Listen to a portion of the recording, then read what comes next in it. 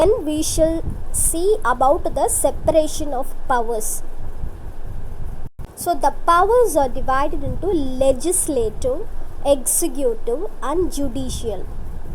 According to the constitution, there are three organs of the government: the legislature, the executive and the judiciary.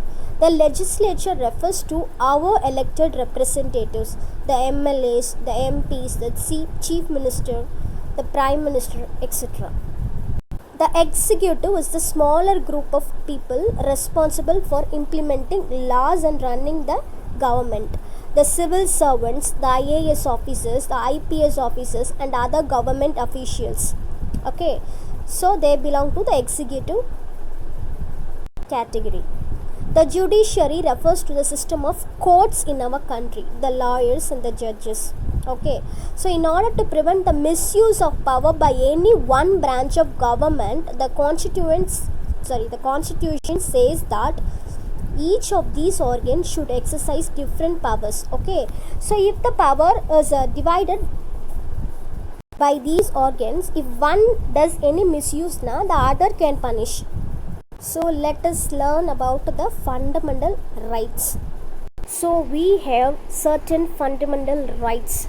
They are right to equality, right to freedom, right against exploitation, a right to freedom of religion, cultural and educational rights, and right to constitutional remedies. The same way, we have to abide by certain fundamental duties also. We have to show respect to our national flag and our national anthem, give regard and preserve our natural and cultural heritage, promote peace and harmony. We have to uphold the principles of sovereignty, unity and honesty. We have to safeguard our public property.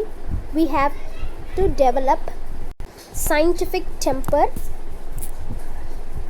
and spirit of inquiry.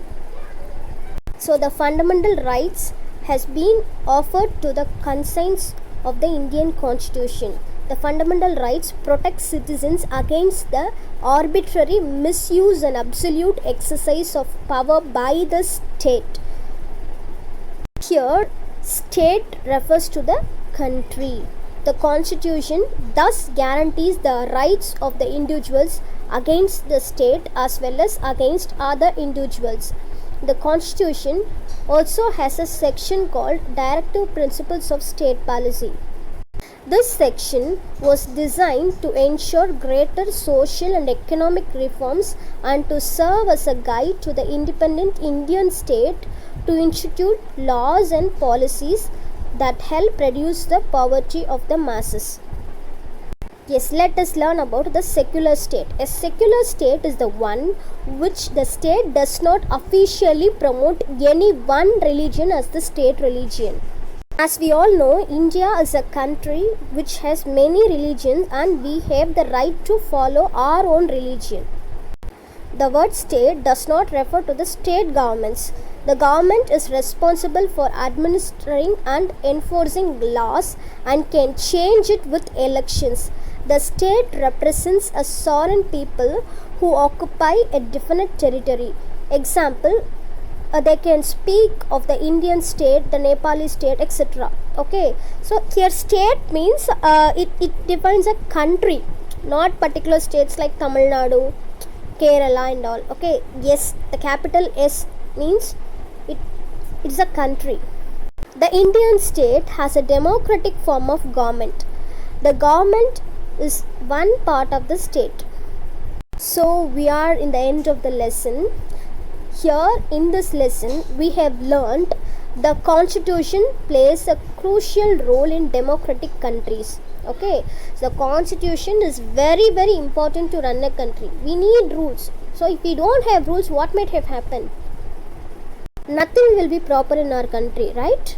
The Constitution declares India a sovereign, socialist, secular, democratic republic, assuring its citizens justice, equality and liberty. Okay, so we, the citizens of India, are equal before the law.